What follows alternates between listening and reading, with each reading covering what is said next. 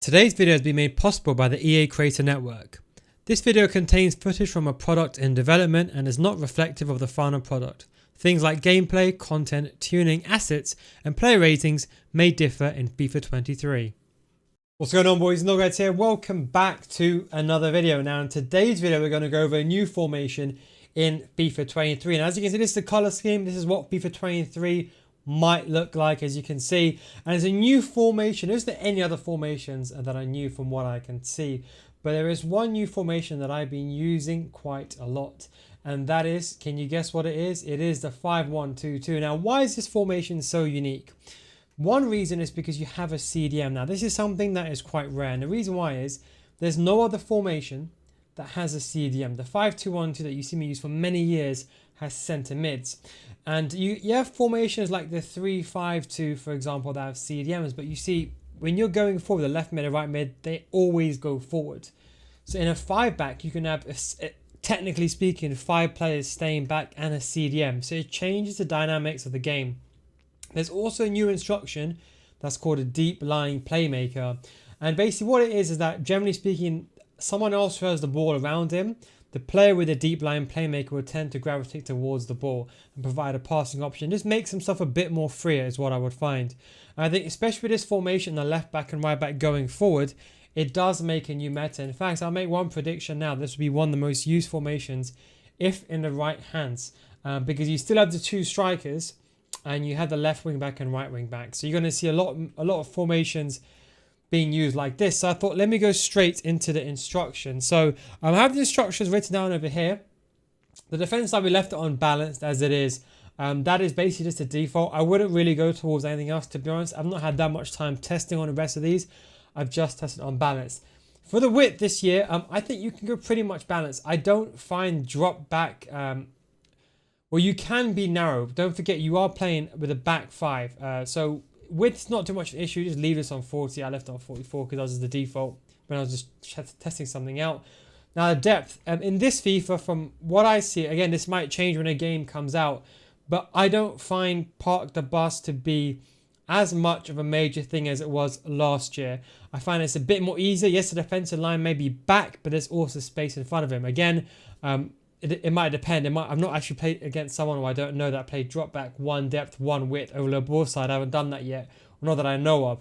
So I kept the width pretty high, and the reason for this is the centre mids to be pretty high up on the pitch, and you have that CDM that stays back anyway. So you can be a bit aggressive, and then you have that CDM to always cover for that position. Another thing I wanted to say is the cut passing lanes instruction is the most important thing for a CDM. It's the way they position themselves, and that's why I think with this formation, it changes dynamics quite a lot. Then we have long ball. I always go with long ball. You can use either long ball or fast ball. When a game comes out, use long ball, either fast ball up play. It works very, very well with fast ball up play because they go instantly forward, the left wing back and right wing backs. But I would say generally just use long ball. I've not really tested balanced or slow ball up play, but I don't think it'll work well anyway with this formation in particular. I still go with forward runs. It's the one that I've used the most. To be completely honest, I've not tried balance. I've just tried forward runs and direct passing. And I personally like the movement of forward runs a little bit more. The width's on 40. Players in the box on 7. And corners and free kicks, because I don't do it. And don't forget, the corners and free kicks have changed this year. So I still shoot a lot more of my free kicks. But I still pass most of my corners. So I leave them both on 1. So that's the way that I do it. Now going over to the instructions. So both strikers on stay forward and get in behind. That is for both strikers. So when you get the ball, they make those runs going in behind. I'll make another prediction that the L1 triangle will be very much meta this year. I think it will be. Just judging by the way the game is, the nerfing of defensive awareness. So that could be something. And I think it works very well with this formation.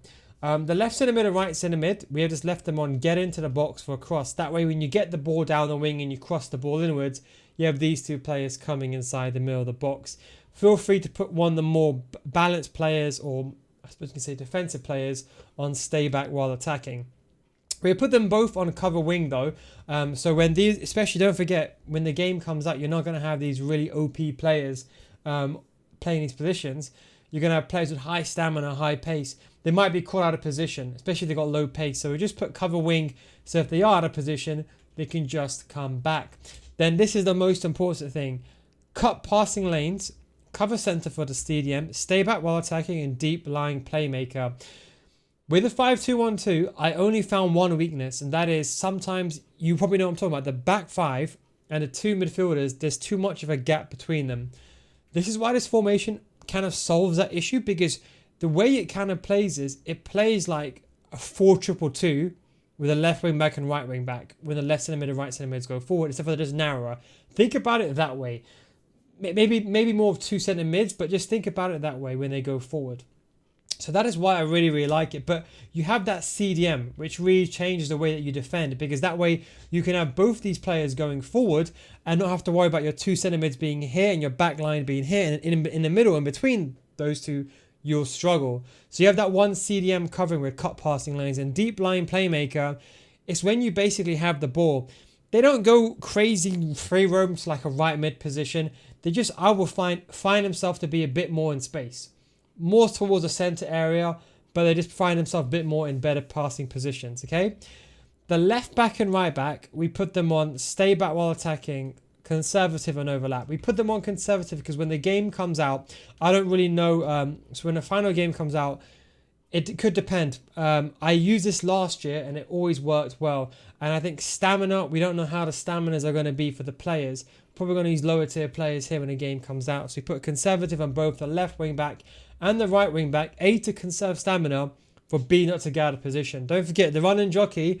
It has been nerfed, but if you're going to play someone like a winger who hasn't got good defensive awareness, the running jockey may not be as good. So this way they're not stepping out of position too much, and you can at least recover with them if you want to.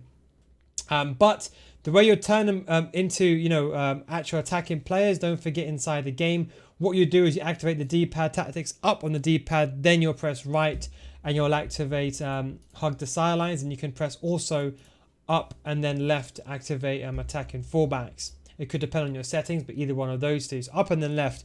If you don't know what the D-pad tactics are, you have no idea what I'm talking about, just put both of these players on during the attack. And that is why I've not tested the other ones out, but that's why I've used fast build-up play and long ball, because when you get the ball, especially with fast build-up play, the left wing back, right wing back, they surge forward. And as I said, when you're defending, you end up having a back three and a CDM, so you have that safety net, which you didn't really have. You kind of had your back three, with a 3-5-2, your two CDMs holding, so you weren't that exposed. With a 5-2-1-2, you were exposed, and you couldn't create the, with a 3-5-2, you had left mid and right mid, but not the left wing back and right wing back. So when they go forward, don't forget, they still go forward unmarked.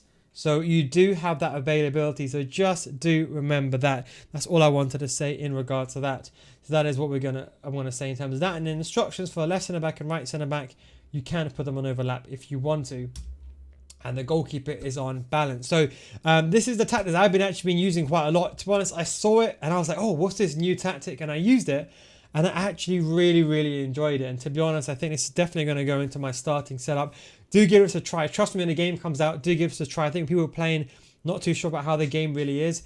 This would be a formation to break them down. Anyway, guys, hope you enjoyed this video. Thank you very much for watching. Take it easy. And of course, I'll catch you next time. And thanks again, EA, for the opportunity. Peace out.